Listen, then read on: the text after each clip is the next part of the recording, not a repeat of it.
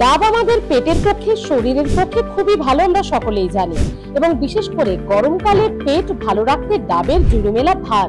কিন্তু চিকিৎসকেরা বলছেন কিছু কিছু রোগ থাকলে ডাব না খাওয়াই ভালো। কারা ডাব খাবেন না বা ডাব কাদের জন্য উপকারী নয়, তার আগে জেনে নিন ডাবে কি কি আছে। ডাবে আছে ক্যালসিয়াম, সোডিয়াম, ম্যাগনেসিয়াম, জিঙ্ক, এমন নানান খনিজে পরিপূর্ণ ডাব। তাই ডাব খুবই উপকারী। তবে কারা ডাব খাবেন না আসুন জানিয়ে দিই। যাদের উচ্চ রক্তচাপের সমস্যা আছে তারা ডাব খাবেন না, কারণ ডাবে আছে প্রচুর পরিমাণে সোডিয়াম, যার ফলে রক্তচাপ বেড়ে যেতে পারে। যাদের কিডনির অসুখ আছে তাদের ডাব খাওয়া এড়িয়ে চলাই ভালো বলছেন চিকিৎসকেরা, কারণ ডাবের জলে আছে প্রচুর পরিমাণে পটাশিয়াম, যা কিডনি রোগ থাকলে সমস্যা তৈরি করতে পারে।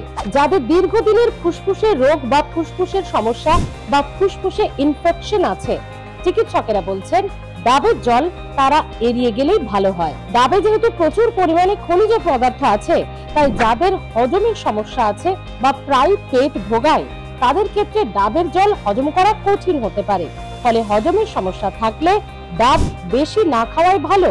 যাদের ফুড অ্যালার্জি আছে তারাও ডাব যতটা পারবেন কম খাবেন, কারণ বিভিন্ন খাবারের অ্যালার্জির যে ট্রিগার পয়েন্ট সেগুলো ডাবের জল বাড়িয়ে দিতে পারে।